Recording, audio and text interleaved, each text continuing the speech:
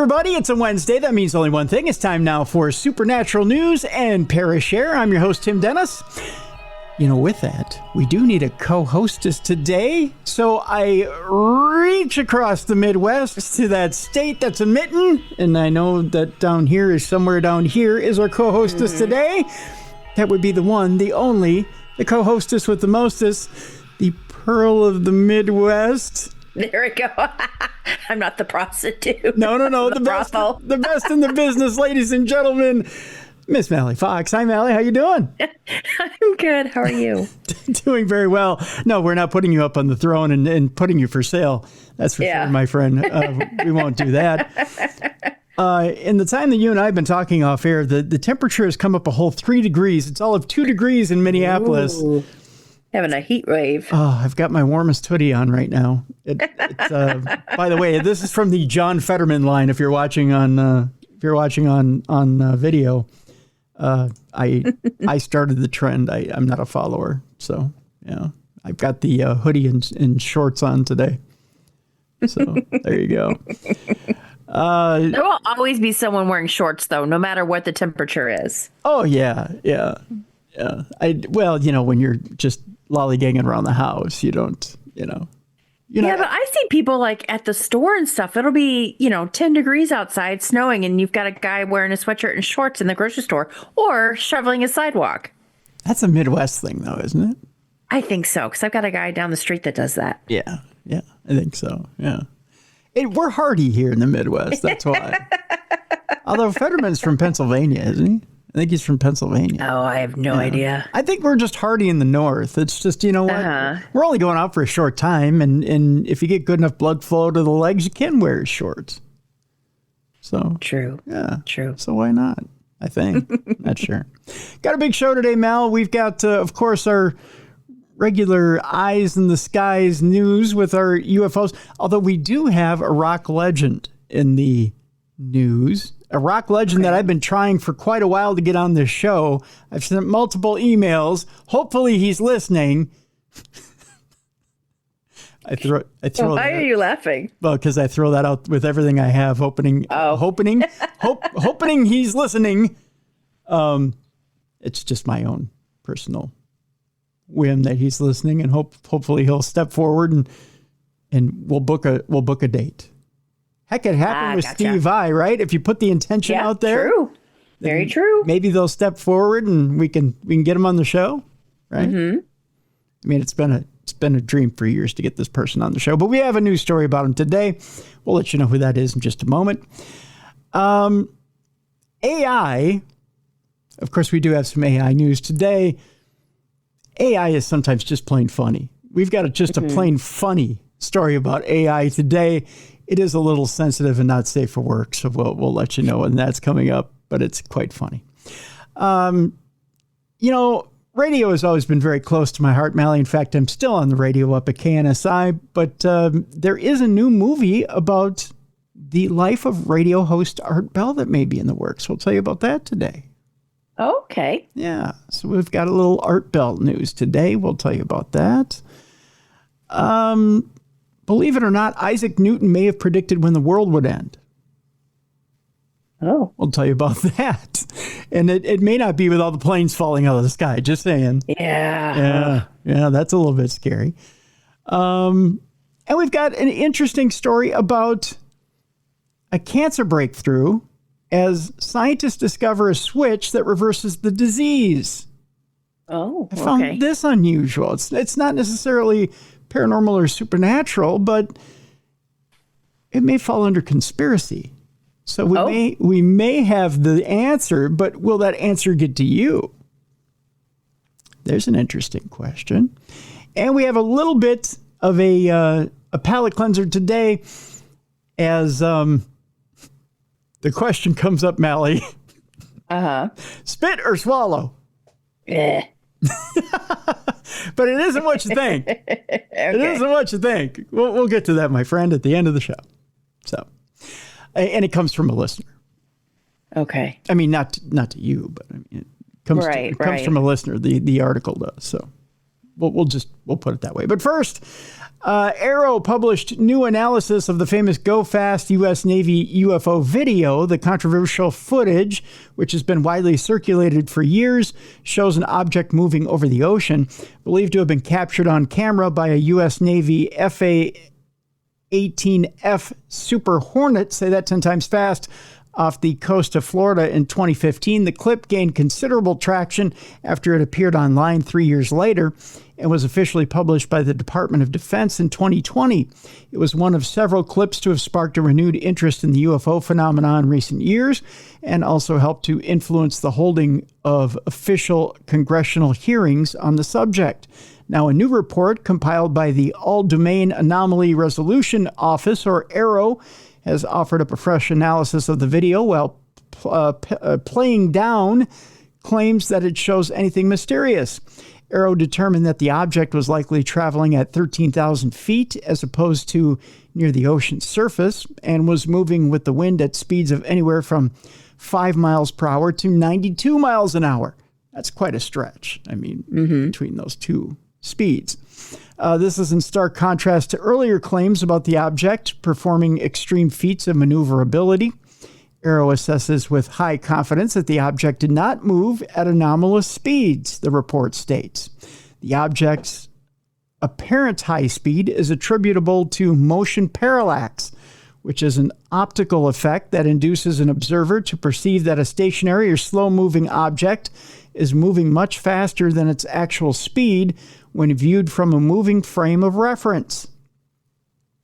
The findings have been met with mixed reactions, with skeptics arguing that the analysis confirms what they've been saying all along, and others arguing that AARO's methods and conclusions are either flawed or insufficiently transparent.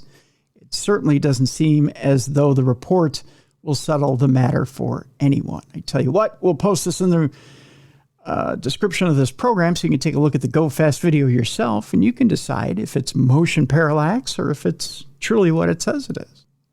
Okay. So there's that. We'll move on here. We have an interesting story here that says from one person in Bonnie Bridge, I was abducted by 6-foot aliens in terrifying ordeal after spotting a UFO in the sky. Again, we go to Bonnie Bridge, where a picturesque Scottish village at the apex of an area dubbed the Falkirk Triangle. Extraterrestrial encounters and UFO sightings are almost always commonplace there. Bonnie Bridge, which is a quaint Scottish village, has become the world's UFO capital with about 300 sightings each year, surpassing even Area 51 and Roswell in notoriety. Nestled within the so-called Falkirk Triangle, Bonnie Bridge is a hub for extraterrestrial experiences, from alien abductions to sightings of cigar-shaped spaceships. Dubbed the Roswell of Scotland and likened to the Bermuda Triangle for its mysterious allure as a potential portal for another dimension, the hotspot has drawn government scrutiny and prompted appeals to its 4 prime ministers for assistance. A documentary series on Blaze titled Alien Corridors even delved into the enigma, with global experts exploring why the Falkirk Triangle, hovering over Falkirk, Glasgow, and Edinburgh, is a hotbed for such intense UFO activity. One chilling episode from 1992 involved friends Gary Wood and Colin Wright, who reported being captured by aliens in a flying saucer near Tarbrax, South Lanarkshire,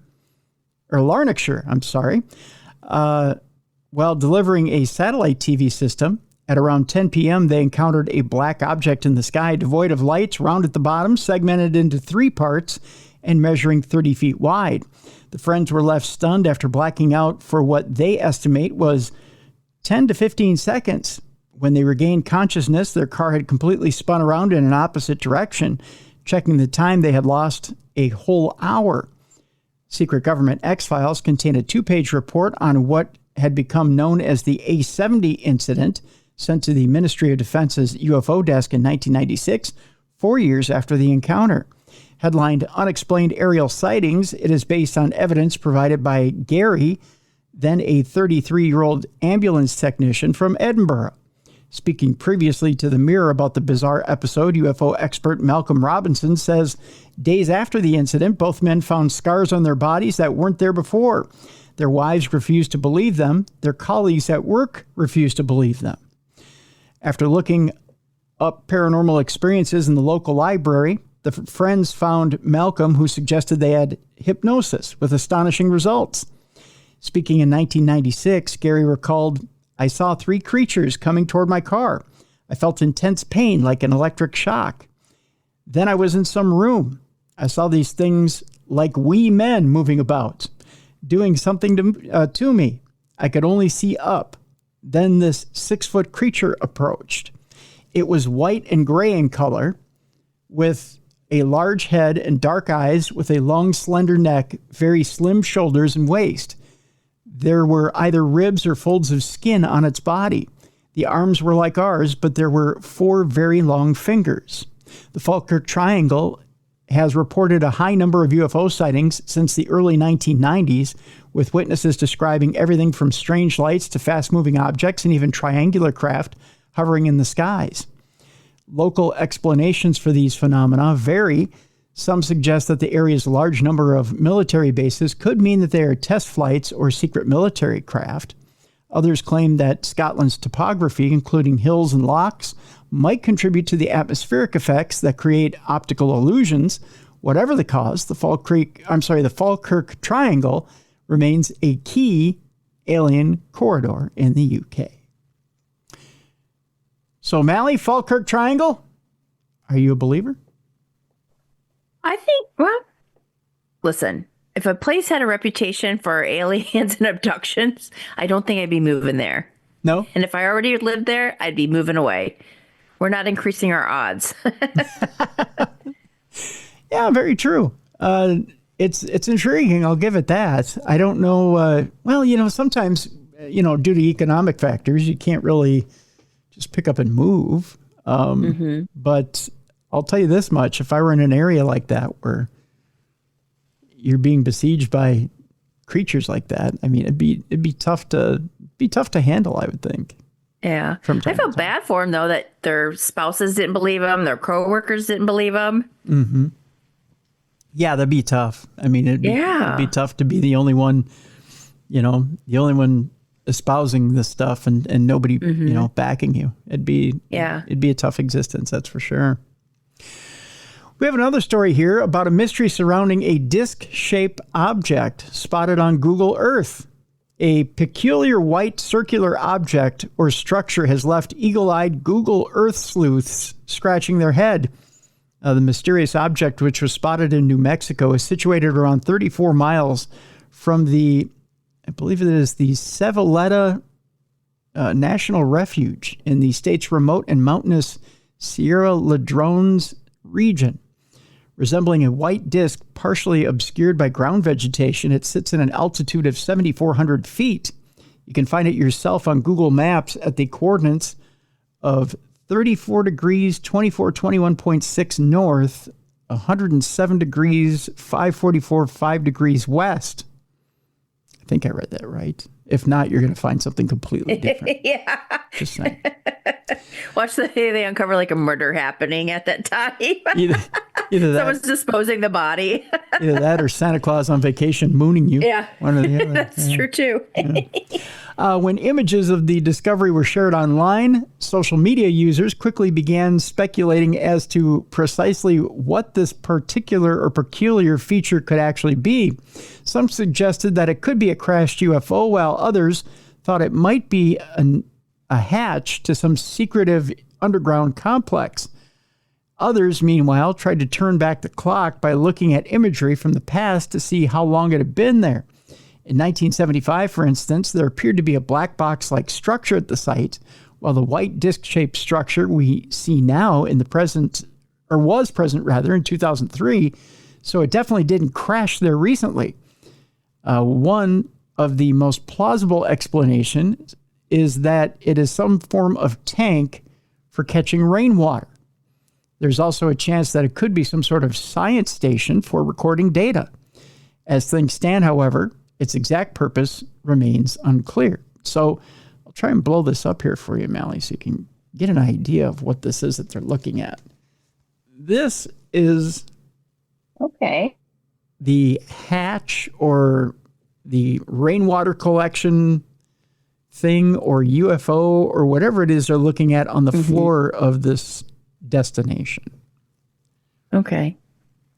I don't know. Do you have an idea of what this thing could possibly be? I'm thinking it's some type of building. It doesn't really look like a UFO to me, but... No, it has a strange shape to it, that's for sure. Yeah. Yeah. I don't know. It's bizarre, that's for sure.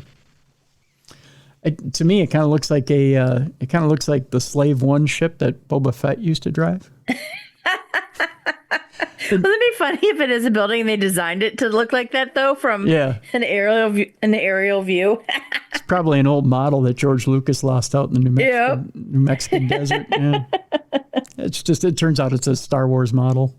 You guys are all screwed. Although somebody will go out there and try and scoop it up thinking it's worth some money. Right. I'm sure. All right. Last week, Mallie, there was an earthquake reported near the secretive Area 51 base in Nevada. But did it shake loose any aliens? I just asked that facetiously. I can't talk today. The mysterious facility was rocked by reports of an earthquake centered a few miles away from the base. Now, it was situated around 83 miles northwest of Las Vegas in the Nevada desert. That's Area 51, that is the world's most famous secret base, a place that has become synonymous over the years with stories of reverse-engineered alien technology and UFO-related black projects. It wasn't until 2013, however, when declassified CIA files were published, that the Air Force officially acknowledged that Area 51, which is part of the Nevada Test and Training Range, even existed at all. Even today, exactly what goes on there remains shrouded in secrecy. This week, the base became the focus of renewed attention following reports of seismic activity within its vicinity, prompting conspiracy theorists to speculate on whether or not this could be related to what's going on inside. According to the United States Geological Service, the 2.8 magnitude quake, which was felt in Las Vegas, was centered around 32 miles southeast of Beatty, or 60 miles from the base. It occurred at 2:11 a.m. Pacific Standard Time on Monday. In all likelihood, especially given how seismically active Nevada actually is, this particular earthquake was almost certainly the result of natural tectonic movements. Earthquakes in western Nevada are caused by the extension that is pulling Nevada apart and wrenching created as the Sierra Nevada is pulled to the north because it is caught up in the Pacific North American plate motion, the earthquake drill website Shakeout explained. In other words, no secretive conspiratorial explanations at this time, at least according to them. Or at least that's what they want you to think. Now, what do you think? Tectonic plates, Mallie? Or could it be that finally we got a ship to take off from Area 51? I think it's more natural. Okay. I just figured maybe I'd throw out something for the conspiracy nuts. How many people do you think show up at the gates at Area 51? Just like as tourists? Daily. Do you think like a handful? No one? Like 10 people a day?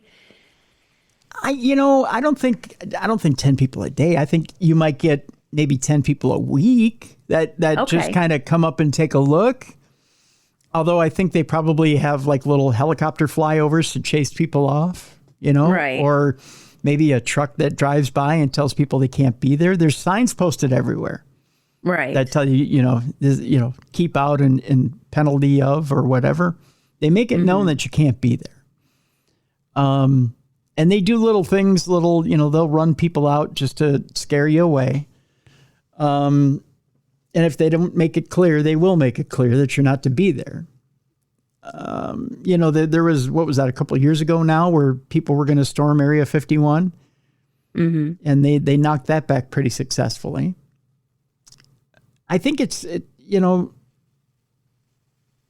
the chances of you, and by the way, if you ever try something stupid like trying to get inside Area 51 and try to hop the fence, you're not going to get very far. I think the furthest anyone's ever gotten without being captured is something stupid like 200 feet or something like that. I mean, they're pretty much on top of you from the minute you hop the fence. I mean, you don't get very far. Although interestingly enough, when Joshua P. Warren was on the program, he has property on the backside of Area 51. Oh, he does? I didn't know that. Yeah. He recently bought property on the backside of Area 51. And again, the program is in the archives of darknessradioshow.com here. And he talks about wanting to build different mechanisms on his property. And it's an interesting story. I won't spoil it here. But he talks about being able to stand on his property and being able to look into the back of the property on Area 51 and seeing certain things. So go check out the story. It's very interesting. Makes me wonder if the government won't approach him sooner or later and just say, you know what, we're going to build a privacy fence. Right. You know, we don't know that we want you to see everything that's going on here, but. Didn't he come up? Was that the guy that came up with the contraption where it was like all mirrors? All mirrors. Like there was some experiment where like you would put something in a box, but the box was all mirrors. So like the Dybbuk box? No, it almost created like a vortex or something because you had mirrors like on the sides, top, well, like bottom, like everything, and you could put something in the center because he was talking about doing a human experiment where what would happen if you put someone in the center of it. Well, he had the wish machine. That might have been him who did the. No, I remember the wish machine. Yeah, because he brought it to that event, right? To an event, but no, someone was. I thought it was him, but someone was doing an experiment. What would happen if you created like this vortex with like all mirrors? I don't remember if that was Joshua or not. But like they stuck a microphone in the box and it was creating like all these weird, strange noises. I don't remember if that was Joshua or not. Sorry, I digress and I got us off. That's all right. Off topic. But I thought he was the one that did that. But JoshuaPWarren.com. That's the best way to find out. Because yeah, he also has a YouTube page that's linked to that website. Yeah. And that's where all his experiments are. Right. But I'm not quite sure. I know the one you're talking about. Yeah, how there was like those strange noises and stuff when they put a microphone. Yeah. But yeah, it would create some sort of a vortex. Yeah. Yeah. Yeah. Yeah. No, I remember what you're talking about. Yeah. Our next story, Mel, has to do with a rock legend and his songs that were inspired by his own experience with aliens. I'm going to give you a guess as to who this is. Are they still alive? Yes. Well, yeah, because you want them on air. Yeah. That was a stupid question. Unless we were going to communicate by doing the Ouija. Well, you never know. Yeah. We're bringing back Prince. Or by psychic. I don't think Prince ever had experiences with aliens, did he?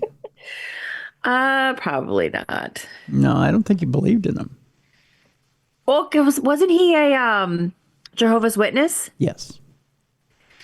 All right, a star. Yes. Like, is he a singer or like did he play an instrument? Yes. Oh, singer. Both. Singer and plays an instrument. I'll even narrow it down for you. Singer and plays guitar. Well, had his own solo hits and joined a band. I'm drawing a blank.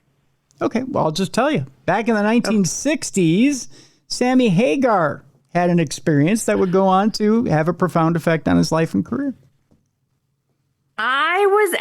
He came to mind because he's talked about this before. Yeah. His experiences. He's pretty famous for talking about not only did he have experiences with aliens, but he's had experiences with ghosts.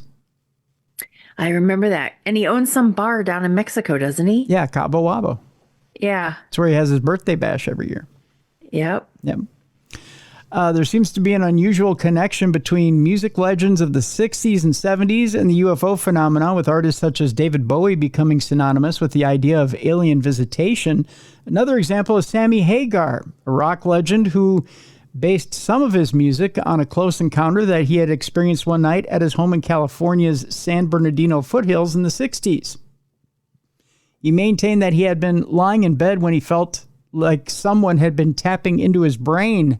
He then claimed to have witnessed two alien entities on a hillside nearby.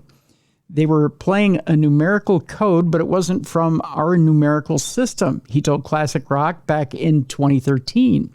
And then suddenly this telepathic connection broke. And I could actually see them go back to their ship in a beam of light, zap, like lightning.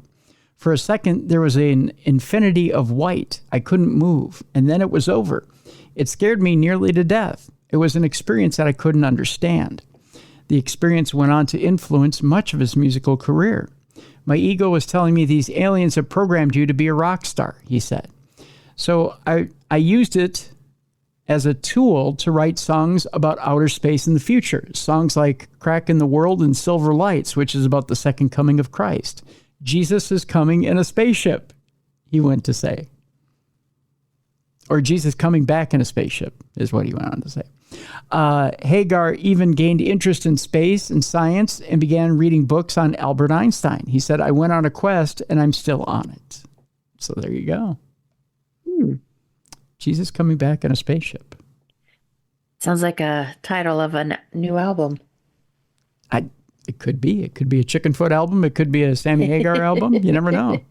Yep. He's got a bunch of different supergroups. Actually, I kind of wanted to see him. You know, he had done a, for lack of a better term, he had done like a Van Halen tribute concert this past summer. Okay. Because the surviving members of Van Halen wouldn't do one. So it was him and Michael Anthony and Joe Satriani. And for a while, it was Jason Bonham, who was on drums. And then it was Kenny Arnold after Jason Bonham's, I believe, grandmother died or mother died, something like that. And they did the Best of Both Worlds tour is what they called it. And they played mainly Van Halen stuff, but they played some Sammy Hagar stuff. They played some Joe Satriani stuff. And people were raving about the tour. They said they loved it, but it was limited dates. And they never came through Minnesota. It was, I think they were in Chicago. I think they might have been in your neck of the woods in Detroit. Okay. But they never got to Iowa. I don't think they played Iowa. Otherwise, if it was within some semi-reasonable driving distance, I would have went. Right. Yeah. But they didn't quite make it. So, yeah, unfortunately, I would have loved to have gone, but I didn't quite make it. So there's that. Well, that is the first part of our program here. When we come back, AI is doing some interesting stuff this past week, Mallie. They're getting involved in lawsuits, and they're saying a not nice word, or at least somebody tried to say a not nice word to them. At least they thought so they shut it down. Yeah, we'll tell you about that when we come back from the break. We've got some interesting ghost news, including Christina Ricci standing up to a ghost while filming in a defunct mental asylum. That's an interesting story. Also, when we come back, Isaac Newton penned a letter in 1704 predicting when the world would end. We'll tell you when he thought the world would come to an end. Does it line up with what we think? Okay. There's a cancer breakthrough. As scientists have discovered a switch that reverses the disease. But the question is, will it make it to you? Good question. And our palate cleanser today, spit or swallow? What does nature prefer? It's an article sent in by one of our listeners. We'll get to that when we come back. It's Supernatural News and Parashare right here on the best in paranormal podcasting. Tim Dennis and Mallie Fox right here on Darkness Radio.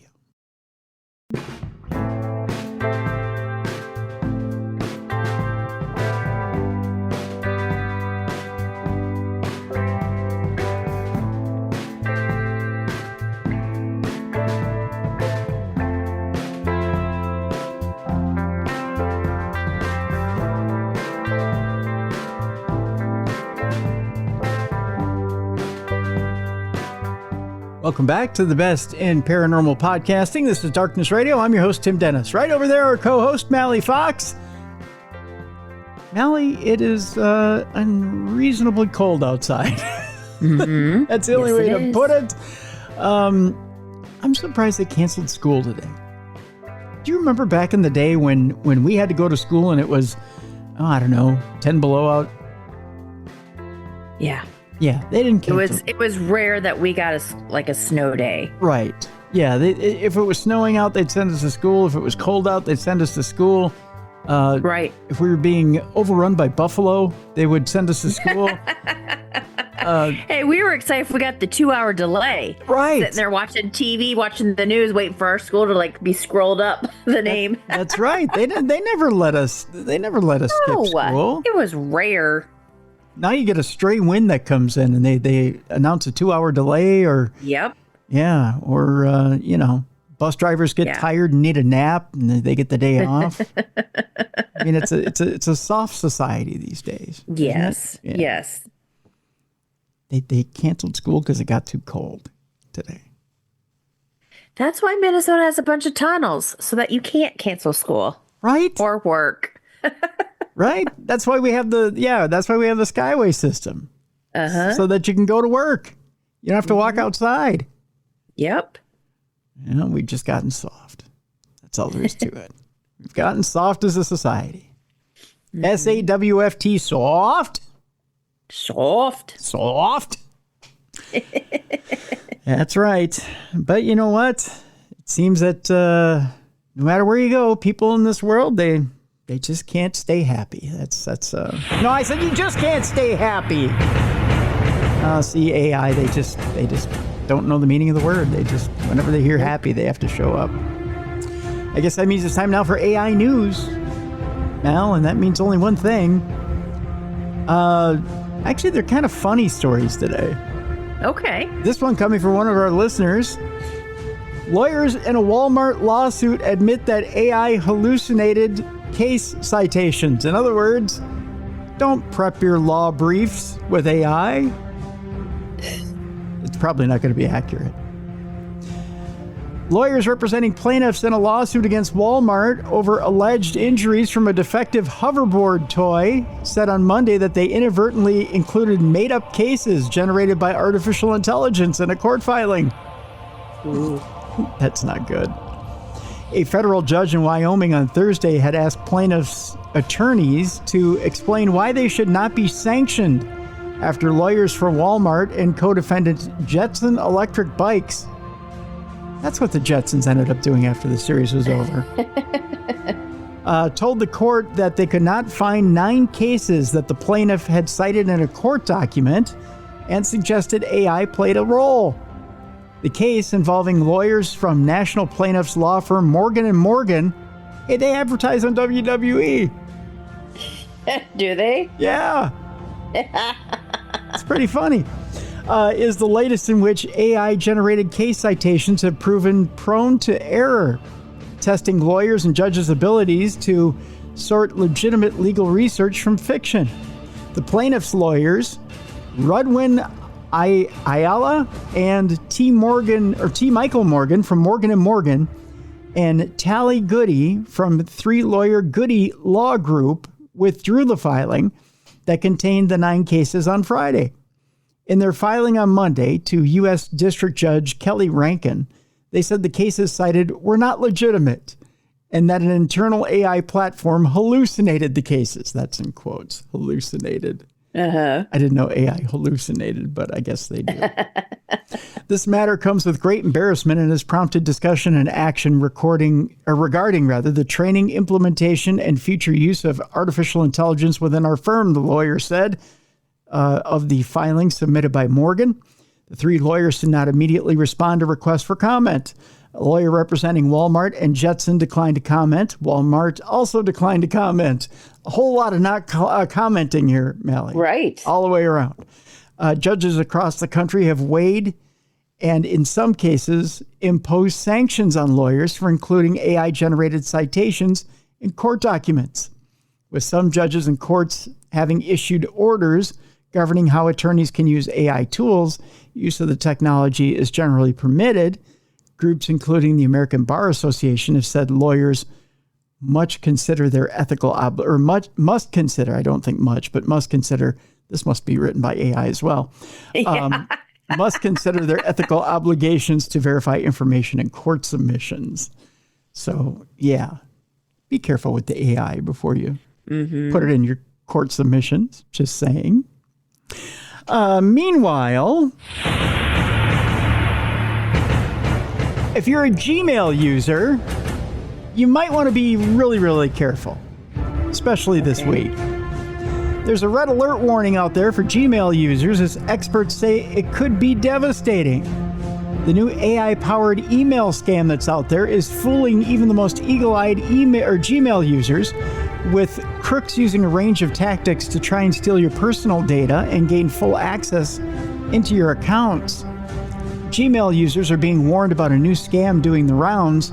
The sophisticated and devastating hack is using a new tactic to try and steal your personal data and gain full access to accounts.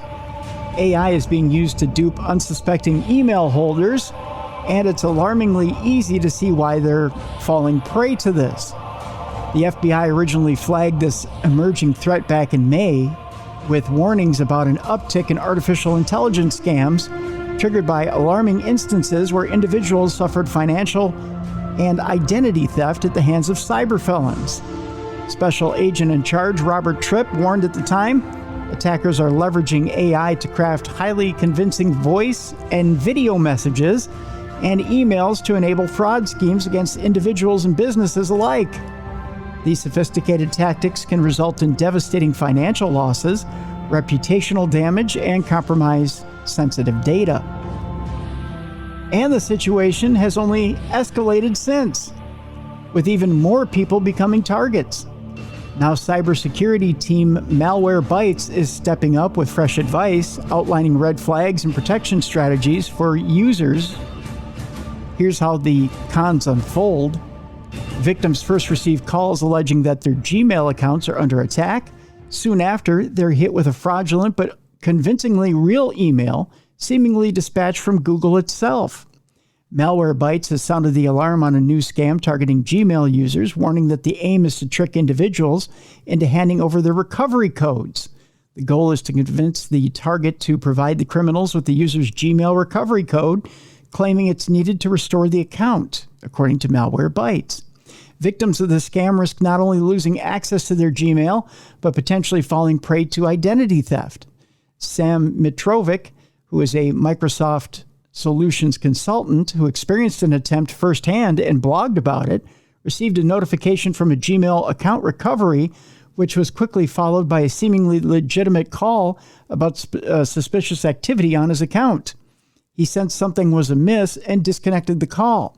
The scams are getting increasingly sophisticated, more convincing, and are deployed at an even larger scale, said Mitrovic. People are busy, and this scam sounded and looked legitimate enough that I would give them an A for effort. Many people are likely to fall for it. The FBI also issued a caution regarding unsolicited emails and texts leading to fake websites designed to steal credentials. Malwarebytes advises extreme caution if you receive such communications from Google, as they could be part of a phishing scam. They have offered advice to help users protect themselves against these AI-driven Gmail phishing attacks. First, never click on links or download files from unexpected emails or messages. 2, don't enter personal information on a website unless you're certain it's legitimate. And 3, use a password manager to autofill credentials only on trusted sites. Also, 4, monitor your accounts for signs of unauthorized access or data leaks. 5, verify security alerts by visiting your Google account page directly instead of using links and emails. And 6, use multi-factor authentication for all accounts and protect your devices with up-to-date security software such as Malwarebytes Premium Security, and use text protection and text messaging filters on your mobile device. Scary stuff, Mel. Very. Yeah. Are you one to fall prey to those often? knock on wood, it's been a long time. So, but I'm always wary. Yeah. I don't tend to click things that are in my email that I don't know. Yeah. Yeah.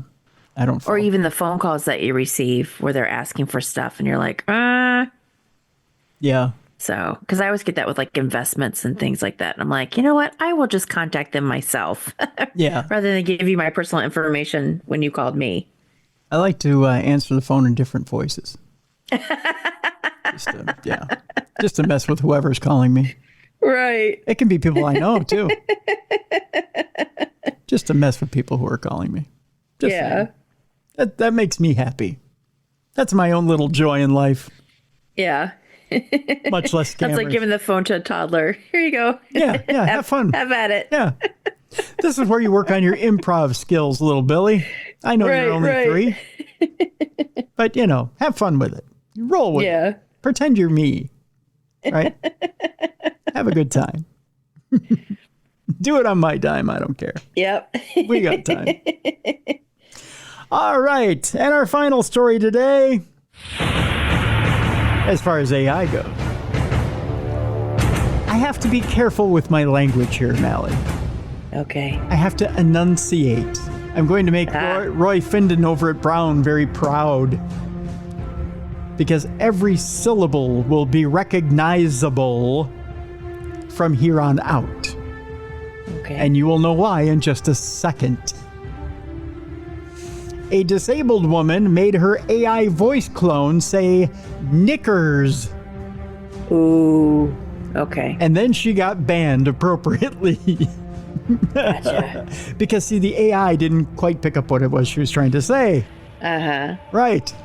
A woman was given an artificial intelligence device to help her speak following a diagnosis of motor neuron disease. But it quickly locked her out following her saying knickers. Do you see where this is going? Yes. Yeah.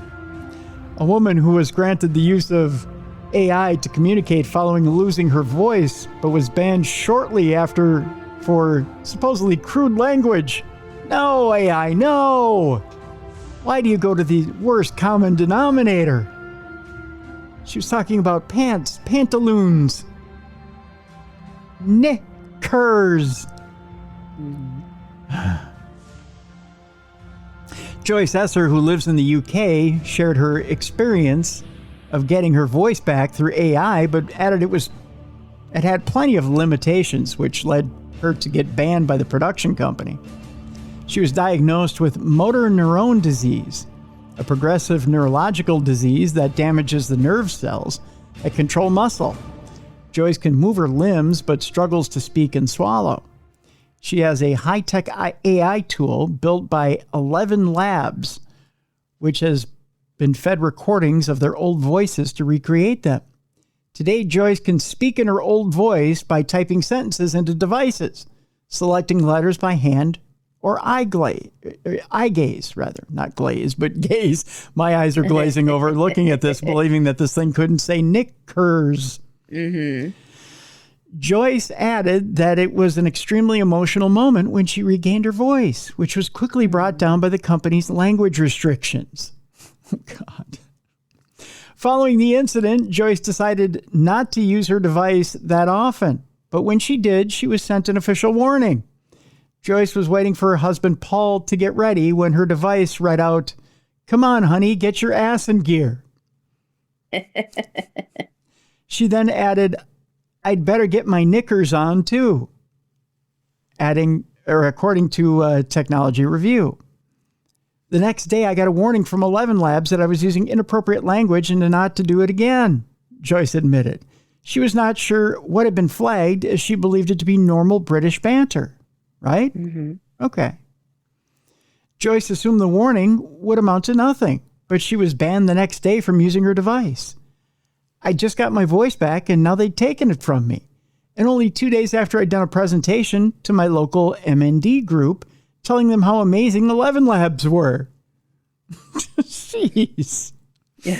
The company reinstated her account with an apology, but Joyce is still not aware what went wrong. I'll get that out. According to their website, there are rules against threatening child safety, engaging in illegal behavior, providing medical advice, impersonating others, interfering with elections, and more. However, there's no specific details on inappropriate language. 11 Labs' terms of use state that the company does not have any obligation to screen, edit, or monitor content, but add that it may terminate or suspend access to its services when content is reasonably likely in our sole determination to violate applicable law or the user terms.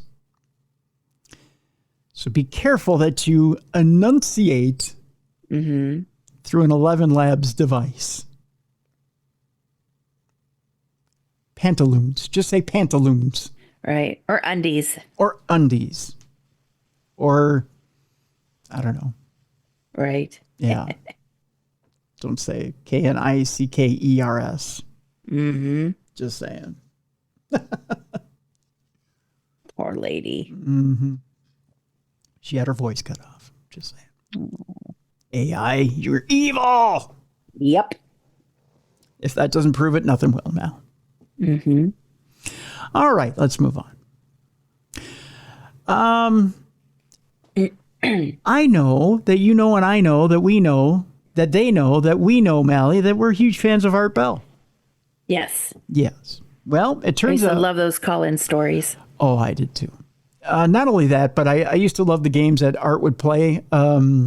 Such games on air as, I don't know. He would say stuff like, he'd play little games with the audience, like, you're not Satan, I am. And then people would call in and say, no, I'm Satan. Little games like that on air. He would have fun with the audience. He would play games with his audience. He would have fun with his audience. At the same time, he would take and have some of the most chilling call-ins I think we've ever heard. Father Malachi Martin, I think, was one of those.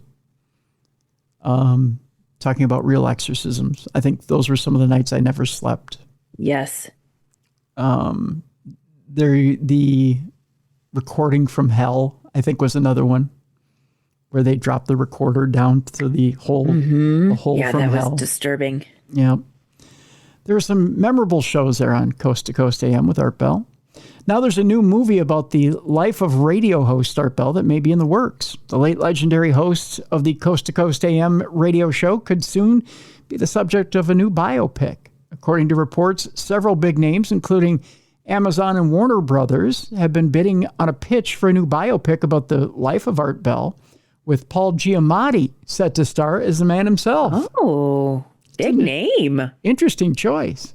Yeah. Born in 1945, Bell developed an interest in radio from a young age and became a fully licensed amateur radio operator at just 13. He served as a medic during the Vietnam War and operated a pirate radio station at Amarillo Air Force Base during his spare time. After leaving the military, he moved to the Japanese island of Okinawa, where he worked as a DJ at KSBK, which is a non-military English-speaking station. During this time, he earned a Guinness World Record and raised money to help Vietnamese orphans by staying on the air for 116 hours and 15 minutes. That's no easy task, by the way. I challenge anybody to try and stay awake and broadcast for that long. That's a feat. After returning to the United States, he studied engineering at the University of Maryland for a time before dropping out and returning to radio. In 1978, he started a new political call-in show known as West Coast AM. In 1988, he and Alan Corberth rebranded the show Coast to Coast AM. And the rest, as they say, is history. You know, a lot of people think that Coast to Coast AM started earlier than that. And it didn't. Really? Yeah.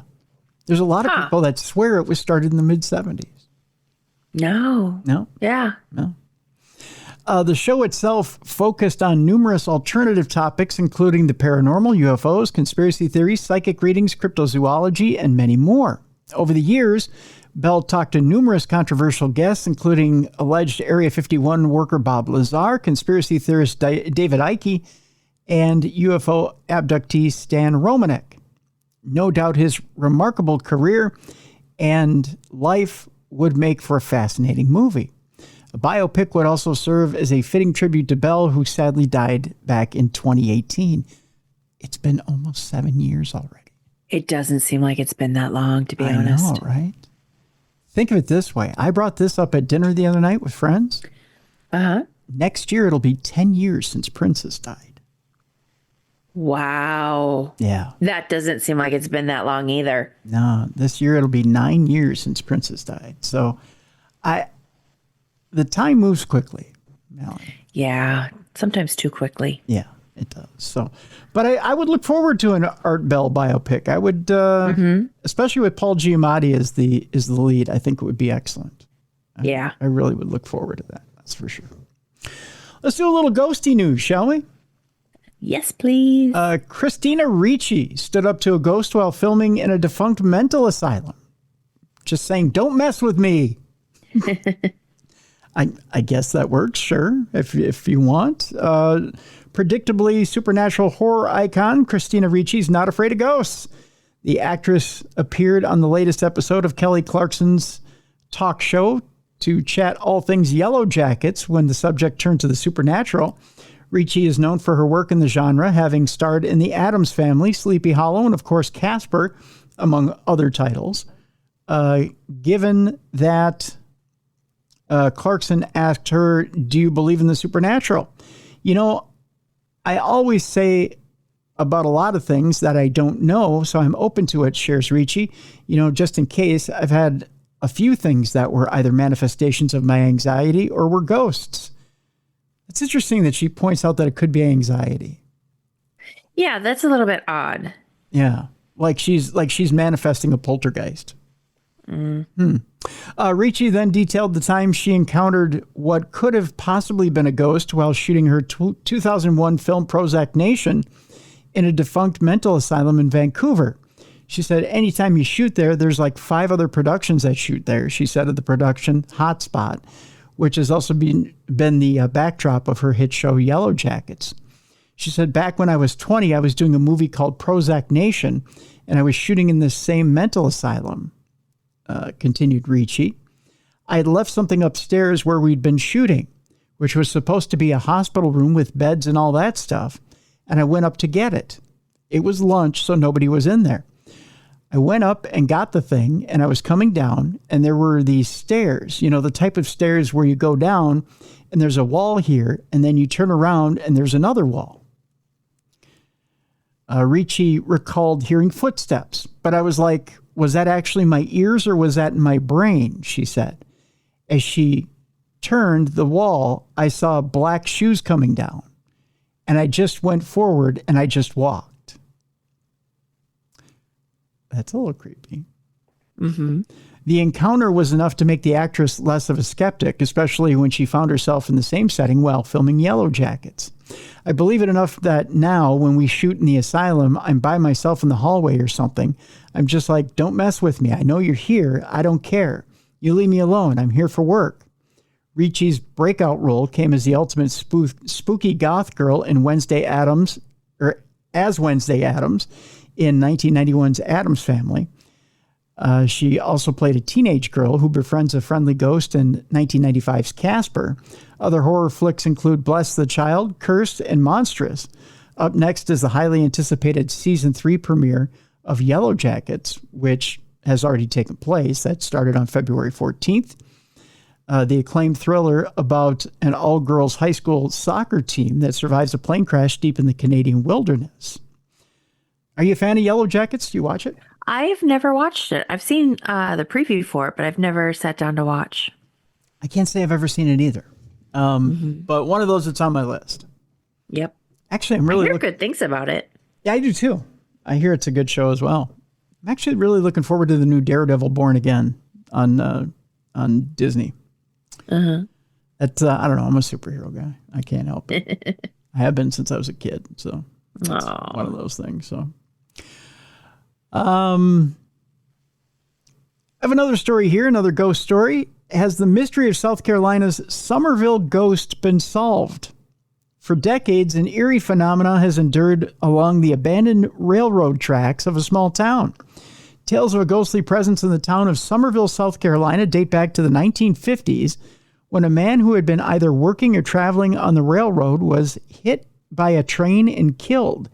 The stories say that after his death, his wife would venture out after dark with a lantern and frequent the tracks, leading to tales of a ghostly light that would appear at night over the railroad. Even today, people still claim to see an eerie glow over the abandoned tracks, as well as small orbs of light, often blue or green in color, that can sometimes be seen floating in the air. But is this really evidence of a ghostly presence, or is there a conventional explanation for these sightings?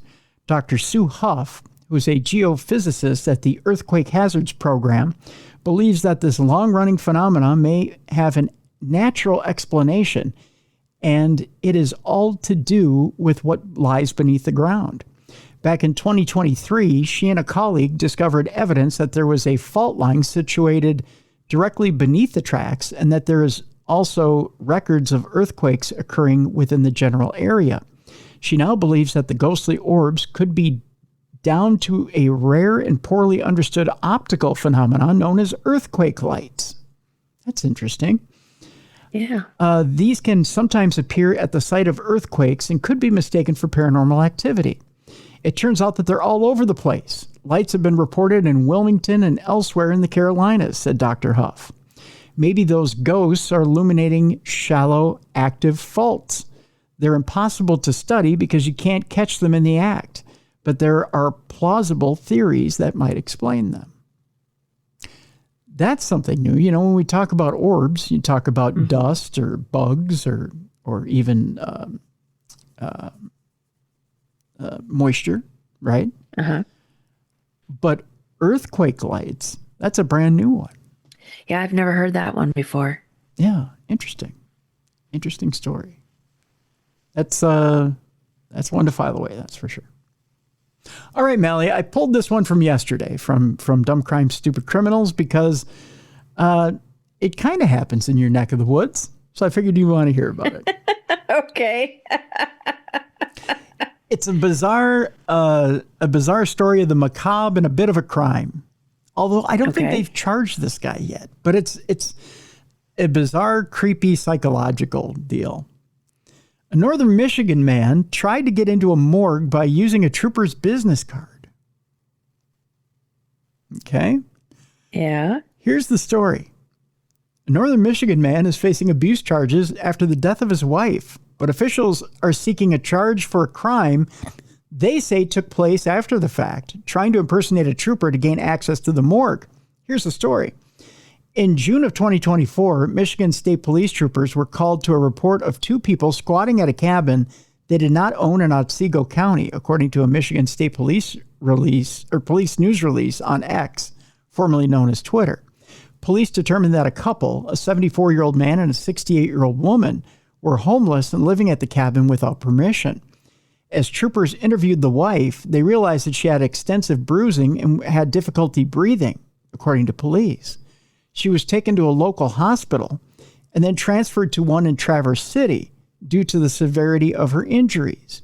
While she was hospitalized, the wife told troopers that her husband had been abusing her. That, according to Michigan State Police Specialist Lieutenant Derek Carroll. Now, she died about a week and a half later. Okay? Mm-hmm. Carroll declined to release the wife's cause of death.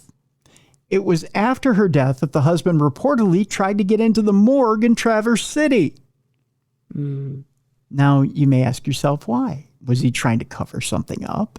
Right? Right. The man shows up at the morgue, and when asked who he was, he presented the business card that the trooper gave him during the cabin investigation. Okay? Mm-hmm. The man also said he was a trooper at that time. Okay, a little shady, right? Yes. Security guards were called to take the man into the morgue, but they sensed something was wrong at that point, said Carroll. The husband was not given access at that point. Carroll said he could not speak to the man's motivation for attempting to get into the morgue. A warrant was issued in July of 2024 for the impersonation case, according to Grand Traverse County District Court records. Now, After lengthy investigation, another warrant was issued last month out of Otsego County. According to Michigan State Police, the man was arrested in Oakland County during a traffic stop for speeding. The man was arraigned Monday in Otsego County's 87A District Court on charges of aggravated domestic violence, first-degree vulnerable adult abuse, breaking and entering, and squatting. That, according to Otsego County court records. He was given a $50,000 cash surety bond in the abuse case and is scheduled to appear in court again next week in both that matter and the squatting case. The warrant for impersonating a police officer is pending in Grand Traverse County. It is not immediately clear when further action would be taken. An attorney for the man declined to comment. Now, the reason why that impersonating an officer charge is pending is because of this. Impersonating a police officer is a misdemeanor punishable by up to a year in prison. Upon conviction, that is, unless it's done to commit another crime. In that case, it's a felony punishable by up to 4 years in prison. They have no idea why he broke into the morgue. He had other motives, right? Right. First-degree vulnerable adult abuse is a felony punishable by up to 15 years in prison. Aggravated domestic violence is a misdemeanor or felony with lengths of imprisonment depending on prior convictions. Now, further charges could be possible, according to Carroll. Did he go in there to desecrate the corpse? Did he go in there to cover up evidence? I'm thinking he went to cover up evidence. Right. There's still more to be found out about the case. So, but it's kind of a ghoulish story. Yeah, I haven't heard of it. I mean, Traverse City is about, 3.5 hours from where I'm at? So that news hadn't reached down to where I'm at, but geez. Bleh. Yeah. Isn't that weird? Yeah. Yeah. Bizarre story. So I figured I'd bring that one back up for you today. So yeah, you always give me weird ones that are I like to make it in my neck of the woods. Yeah, I like to make you not sleep the day you do this. Yeah. So, yeah. Second guess my move out to Michigan. Yeah, just to make you think that maybe it's a little bit weirder out there than what you think. Yeah. Well, let's make it even more doomier and gloomier, shall we? Sweet. Let's talk about Isaac Newton and a letter that he penned back in 1704, where he predicted when the world would end. Now, do you think that Isaac Newton really had foresight to know in 1704 when the world would end? No. I think he just spun the wheel and threw a dart, and that's the date. Played Wheel of Fortune with it. Yeah. Well, the celebrated scientists believe that the world would end on a specific date. And believe it or not, Mallie, it's coming up soon. Okay. Well, tell me the date so I know not to get on a plane. Okay, well, right? And we were kind of talking about that earlier. They're dropping like flies, aren't they? Planes these days? Scary. Holy cow. Newton, who famously came up with the theory of gravitation after he saw a plane. No, I'm kidding. After he saw an apple fall from a tree, also formulated the laws of motion and helped to refine the scientific method, among other things. Well, he is still widely considered to be one of the most accomplished and influential scientists in history. Less well known, however, was his work on establishing the precise date of the end of the world. Now, Newton was a Christian, and a large amount of his writings concerned theology and even alchemy, representing a body of his work that is rarely referenced relative to his scientific accomplishments. As part of this, he became fascinated with biblical visions of the apocalypse, and in particular, the Battle of Armageddon, which would see the forces of good led by God and pitted against the forces of evil led by the kings of earth, thus marking the end of the world and the beginning of a new era of peace. In a letter he wrote in 1704, Newton outlined the conclusion of his efforts to calculate the precise date of this battle by using historical dates as well as dates from Scripture. Here's the quote from Newton. So then the times and half time are 42 months or 1,260 days or 3 years and a half, reckoning 12 months to a year and 30 days to a month, as was done in the calendar of the primitive year, he wrote. Confused yet? Yeah. You might be after this episode of Soap. And the days of short-lived beasts being put to the years of lived kingdoms, the period of 1260 days, if dated from the complete conquest of the three kings AC 800, will end AC 2060. It may end later, but I see no reason for it ending sooner. Now, according to science historian Stephen D. Snabelin, however, Newton was ultimately wary of prophetic date setting and was worried that the failure of fallible human predictions based on divine prophecy would bring the Bible into disrepute. It sounds like he's saying 2060. Yes. So we got 35 years? Is that the deal? Mm-hmm. Yeah. I was calculating. I was being selfish. I'm like, okay, I'll be that age. Will I still be around? Just in case he is correct. And at that point, will we be too old to fight? Is that the deal? Yeah, exactly. Yeah. Put a little spear on the end of my wheelchair and let me go? Yep. Yeah, I guess so, huh? Mm-hmm. Well, from the apocalypse, according to Isaac Newton, to something radioactive at the bottom of the ocean. There's an unexplained radioactive anomaly detected at the bottom of the Pacific. Scientists have discovered a peculiar radioactive blip in the depths of the sea, and it's unclear what caused it. And no, it's not Godzilla, so we can we can rest easy on that. But an anomalous radioactive anomaly recently picked up somewhere at the bottom of the Pacific is very much a genuine unexplained mystery. The blip, which consists of a surge of the radioactive isotope beryllium-10, was first identified by researchers at the Helmholtz Zentrum Dresden-Rossendorf Research Institute in Germany. Exactly what might be responsible for the anomaly is currently unclear, but what we do know is that it was likely generated by something that happened around 9 million years ago. So it's been there a while. Yeah. Yeah.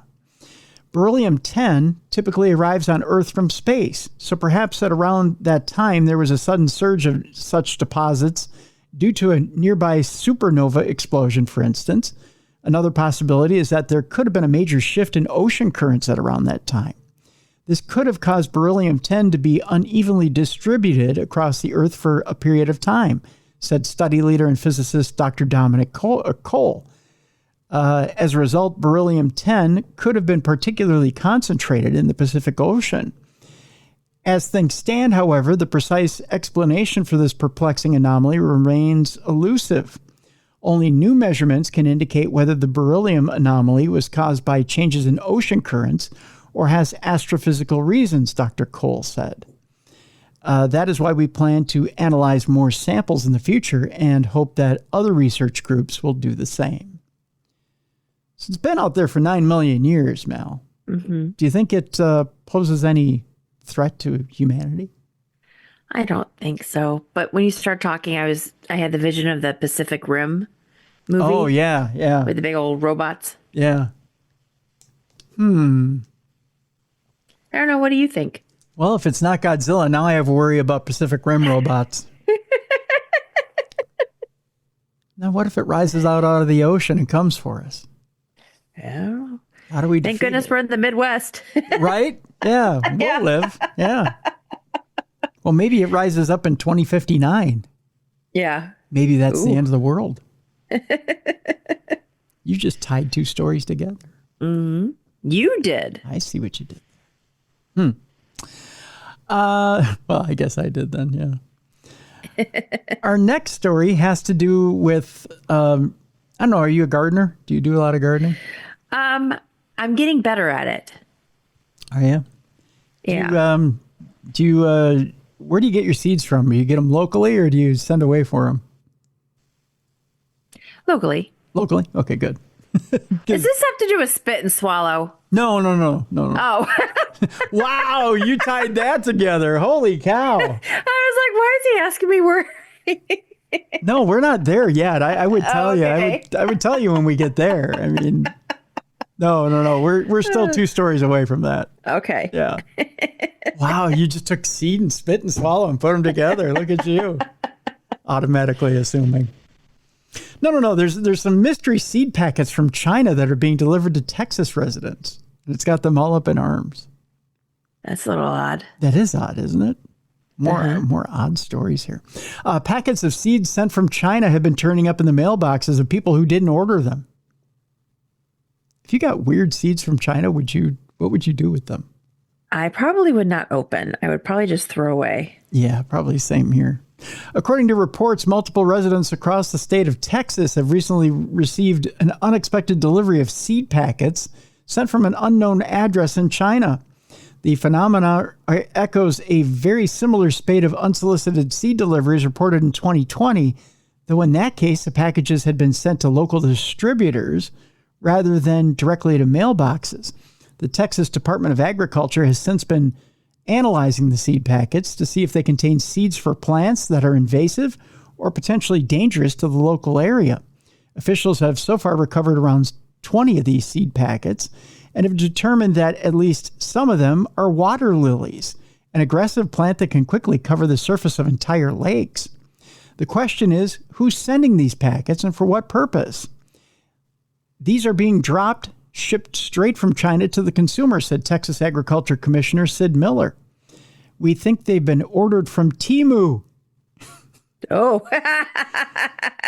It's how they got their address. They all seem to have a link that they've ordered something from China, but they didn't order these seeds. Who thought that Temu would be the destruction of the agriculture in Texas? They're coming in a completely different shipment, is what they said. The story doesn't end there, however. Some of these packages have an unidentified liquid in them, which is very bothersome, said Miller. Oh, liquid? Yeah. Now, my theory, and I hope I'm wrong, is that they may just be testing our biosecurity, seeing what they can get away with and what they can get in. Anyone who receives a packet of seeds is being advised not to throw them in the trash, but instead to contact their local agriculture department. So see, throwing them in the garbage is not the way to go. Okay. The problem just going into the landfill without destroying the seeds is that they may actually sprout and get away from us, said Miller. And we don't need that. See, so that's why you don't throw them in the garbage, Mel. Yeah. So you get a hold of the agriculture department and they, I don't know, burn them with fire. I don't know what they do. Yeah, the whole hazmat team come out to your house. Yeah. They blow them up with a bomb. I don't know what they do, but they get rid of them. I don't know. But isn't that bizarre? Yeah, that is bizarre. That'd be some sort of weird bioterrorism? Yeah. Yeah. Weird. All right. Final story before we get to our palate cleanser that Mallie is so nervous about. Yeah. This one goes to we're going to take you to a bit of a conspiracy theory, even though it seems like good news. There's a cancer breakthrough out there as scientists discover a switch that reverses the disease. Scientists have discovered a switch that reverses cancer cells and what's being described as a major breakthrough. By activating this molecular level, researchers in South Korea were able to revert cancerous cells back to a healthier stage, which should be really good news, right? Mm-hmm. This allowed them to tap into the critical moment before normal cells reversibly transform into disease cells and halt that progression. This finding provides a new approach for cancer treatment by rewiring cancer cells rather than eliminating them. Dr. Tiffany Troso Sandoval, a retired oncologist formerly at Memorial Sloan Kettering Cancer Center, who was not involved in the study, told DailyMail.com. To better understand this hybrid state, you can think of water boiling at exactly 212 degrees Fahrenheit, said Dr. Troso Sandoval. There's a brief moment when water is neither fully liquid or fully steam, similar to how cancer development includes a short window where cells are both healthy and cancerous, she explained. Traditional cancer treatments focus on removing cancer cells through surgery or destroying them with radiation or chemotherapy. But the new research appears to have uncovered a third approach that could allow cancer patients to regain their healthy cells. This could potentially lead to therapies that are less toxic than radiation and chemotherapy, according to Dr. Troso Sandoval. These traditional therapies damage all cells in the body, not just the cancerous ones. This causes debilitating side effects and can ultimately make patients develop more diseases, including new cancers. What's more, the new findings could point to a way to prevent tumor formation in high-risk patients, or such as people with a family history of the disease or who are regularly exposed to carcinogens like cigarette smoke. The study also provides a deeper understanding of cancer biology that could lead to more personalized medicine, according to Dr. Troso Sandoval.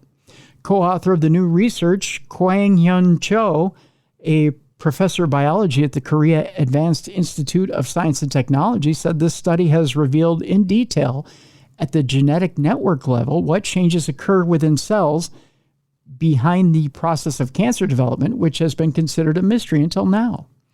This is the first study to reveal that an important clue that can revert the fate of tumor development is hidden at this very moment of change, he added. Cancer development is not an immediate transformation. It happens gradually as changes to healthy cells' DNA build up over time, which alters how cells function, which is an interesting development. Mm-hmm. Once enough detrimental changes occur, healthy cells turn into abnormally functioning cancer cells. The researchers identified a key window during this gradual transition, during which cells enter a short-lived critical transition state where they contained both healthy and cancerous traits. Using a molecular identification system, the team was able to target the mechanisms controlling this transition and identify molecular pathways that pushed cells back to a normal state. Now, Cho and his colleagues tested this new treatment mechanism through molecular cell experiments in lab-grown mini-tumors or organoids made from colon cancer cells. They identified an enzyme that was hindering the breakdown of certain cancer-related proteins, allowing them to fuel tumor growths. By blocking the enzyme, the organoids stopped growing and reverted to a healthy state of normal functioning. The team published their findings in the journal Advanced Science. Now, here's the deal, Mal. Uh-huh. They came up with this in South Korea. Okay. It's wonderful research. Yeah. It seems like you could get to work on this right away, right? You would think. Like you could start putting this to work right away on patients right here in the U.S. Uh-huh. But how soon do you think you get going on this? Exactly. On patients in the U.S.? Not for a very, very, very long time. Because it's got to go through medical trials. Yep. And then you have to figure out how to charge patients for this. Yes. And this is a cure. This isn't a treatment. This is a reversal of the disease. I don't think this makes it to market. Probably not. Pharmaceutical companies will be like, nope, we're just going to charge you, pump you full of drugs. I mean, and if it's a full reversal of the disease, I got to think the treatment is going to be $50,000 to $100,000, right? Or more. Yeah. I mean, I don't know. I don't mean to be, the one to piss on your head and tell you it's raining, but I just, I can just see drug companies here or even the medical institutions here in America wanting to charge an arm and a leg, $250,000, $300,000 for this. It's a cure. 100%. Yeah. Yeah. It's not a treatment. It's a cure. That could be worth millions. Mm-hmm. How do you price yourself out of the market? What's that worth? Mm-hmm. I don't know. What do you think? I mean, I would like to say that it happens sooner than later, but I just think with pharmaceutical companies and stuff with the almighty dollar that it'll take a long time for it to come our way, or they're going to charge an arm and a leg for it. Because I feel like anytime there's a cure or like a holistic approach rather than, pumping you full of drugs, it disappears. Yeah. Yeah. I'll be, much like the beginning of last year, we heard about laser fusion and how it was supposed to power an entire city with just a laser, and how this was supposed to knock down energy costs. But it was going to take 10 years to build a factory in order to contain this, which I don't buy for a minute. If you supposedly were able to test laser fusion and be able to power an entire city with a laser, why does it take 10 years to build the factory? It's not that it takes 10 years to build the factory. It takes 10 years for you to figure out how to put value to a laser and charges for it, is what it is. Mm-hmm. I think it takes 10 years for you to figure out how you're going to turn fossil fuel, companies that make money off fossil fuels into companies that make money off of lasers, right? I just think when you come up with something like this that's revolutionary, it's going to save people's lives. It's going to change the way we deal with cancer. That cancer is not a death sentence anymore. Right. You have to figure out what value that has on human lives. And it's absolutely going to ruin some people financially. Mm-hmm.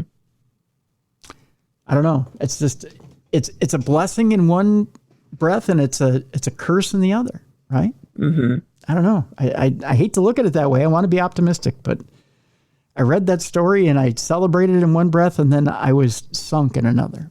When I saw it, All right. It's time now for our palate cleanser. Now that I've just dropped that on you. This comes from by the way, if you have a story for us for Supernatural News, or if you have a story for us for Dumb Crime, Stupid Criminals, just send it in tim@darknessradio.com. It's real simple. You can do it that way. And by the way, we love our listeners that do that. So please send us stories. And if you have a Parashare story, your own true experience with something of the supernatural, whether it be a ghost, cryptid, an alien experience, whatever you've had, please feel free to send it along to us. Again, tim@darknessradio.com. We encourage that. Or if you want to submit it in your own voice, just go to darknessradioshow.com. There's a blue button on the right-hand side. Leave us a 2-minute voice note by clicking that blue button and leaving it in your own voice. If you need more time, click on the blue button again. You have another 2 minutes. I'll stitch it together. I'll air it right here on the show. All right, here we go. Spit or swallow, Mallie? Depends on my gag reaction that day. Whoa! Just kidding. That's. Let's just say spit. All right. Well, that's what the humpback whale said. Oh, is this that guy in the kayak? Yes. I saw that story. Yes. Dang. There's an insane video out there that shows a kayaker being swallowed by a humpback whale. The incredible incident occurred recently in the Strait of Magellan off the coast of Chile. For kayaker Adrian Samankis, it had been the adventure of a lifetime, but little did he know that within seconds, he would find himself inside the mouth of a gargantuan ocean-born mammal. The incident, which was captured on camera by Adrian's own father, who was filming nearby, saw a huge humpback whale suddenly emerge from the water directly beneath him, engulfing both he and his kayak in one fluid motion. I thought I was dead, Adrian told the Associated Press. I thought it had eaten me, and I thought it had swallowed me. For a brief second, his father looked on in horror until, as quickly as it had begun, the incident ended with Adrian being released back into the water by the creature. Fortunately, he hadn't suffered any injuries, but the freezing water was still a major concern. When I came up and started floating, I was scared that something might happen to my father, too, that we wouldn't reach the shore in time, or that I would get hypothermia, he recalled. As luck would have it, however, they were both able to make it back to the shore in one piece.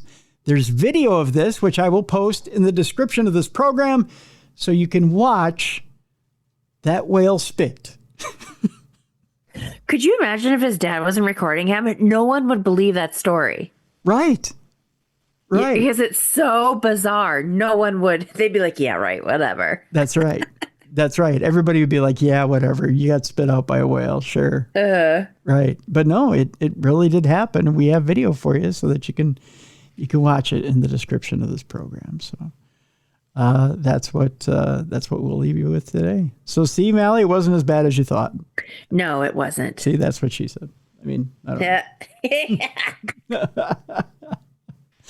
Tomorrow on the big program, Nancy Orlin Weber is going to be our guest.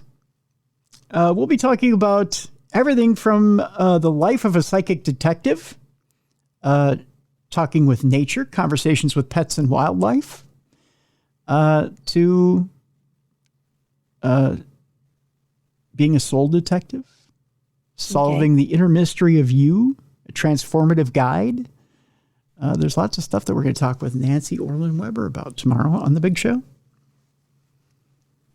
Very cool. It's going to be an interesting program tomorrow with Nancy Orlin Weber. So there you go. That's our big surprise for tomorrow. What's going on over there at paranormalgirl.com? Nothing much. Just check it out, paranormalgirl.com. And I need to start looking for some places to investigate because I'm getting that itch. Oh, okay. I want to do some investigating in some haunted places that I haven't been to yet. There you go. There you go. Yeah. How about you? Well, a reminder that Missouri Paracon is coming up, not this weekend, but next weekend. If you don't have your tickets for that yet, follow the link in the description of this program and get your tickets for that. There are day passes available if you're in the area to get a single day pass. So a reminder that you can get those as well. Let's see. I'll be there, by the way. You can come up and, I don't know, pat me on my bald head or whatever it is you want to do. Oh, Benny Hill me. Let's see what else. Oh yes. By the way, if you're watching this on video, if you're watching at the YouTube channel, and if you don't know where the YouTube channel is, it's very easy. It's the Original Darkness Radio. By all means, watch us on video. Go to the Original Darkness Radio, like and subscribe over there at the Original Darkness Radio. I want to thank everybody who has gone to the Original Darkness Radio on YouTube and has liked and subscribed. We've been growing by leaps and bounds, so I want to thank you for that. We'll actually be introducing subscriptions here in the next few days so that you can get little rewards and whatnot. We have to figure out what those rewards are, Mallie. Yeah, we have to come up with a reward system for our subscribers. Gotcha. But we want to thank everybody who's subscribed over there, and everybody who's about to subscribe over there. So thank you so much for supporting us over on YouTube. And also the Apple app. If you have an Apple device, the Darkness Radio Apple app is available as well. Be sure if you haven't updated that Apple app to do so, and if you don't have it, go get it. It's available in the Apple Store. Let's see, what else? I think that's about it. I think that's all we have for today. So that'll do it for today. Again, tomorrow on the big show, Nancy Orlin Weber will be talking about everything from communication with your pets to being a soul detective and getting to know you. So we'll be reaching inside you tomorrow. That sounds weird. That sounds creepy. No, yeah, just a tad. Just a tad. Well, I'll explain more. We'll do that. So for Mallie Fox, I'm Tim Dennis. Thank you so much for joining us today for Supernatural News and Parashare right here on the best in paranormal podcasting. This has been Darkness Radio.